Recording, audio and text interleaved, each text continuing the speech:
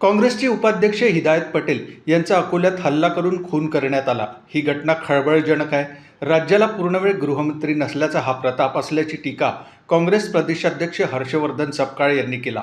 अमरावती येथे प्रसार माध्यमांशी संवाद साधताना सपकाळे यांनी महायुती सरकारवर टीका केली।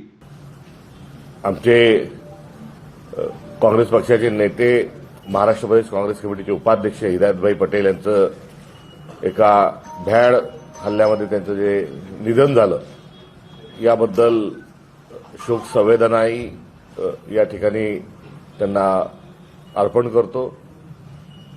त्यांचा झालेला जो हल्ला आहे या संदर्भामध्ये महाराष्ट्रात लॉ अँड ऑर्डरची परिस्थिती किती बिघडलेली याचं एक उदाहरण आहे।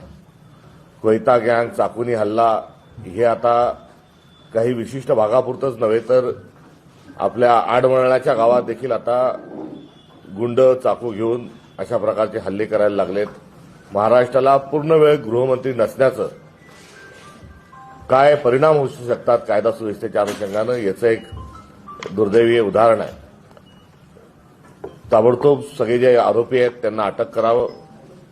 प्रत्यक्ष ज्यांनी खून केला त्याला अटक केलंय, मात्र त्या व्यतिरिक्तही परिवाराने जे तक्रार दिली फिर्याद त्यानुसार पोलीस प्रशासनाने कारवाई करावी आणि महाराष्ट्राला पूर्णवेळ गृहमंत्री मिळावा ही देखील या हल्ल्याचा निषेध करत असताना ही मागणी देखील शासनाकडे या ठिकाणी आम्ही करू इच्छितो।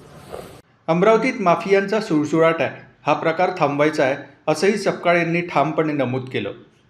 अमरावती या शहरामध्ये गेल्या काही दिवसांमध्ये जर आपण बघितलं तर प्रशासकाच्या काळातला गोंधळ, भाजपच्या काळातला गोंधळ म्हणजे काय तर भ्रष्टाचार, फोफवलेला भ्रष्टाचार आणि लँड माफियांचा सुळसुळाट ही दोन या महानगरपालिकेच्या माध्यमातून समोर आलेली परिस्थिती आहे।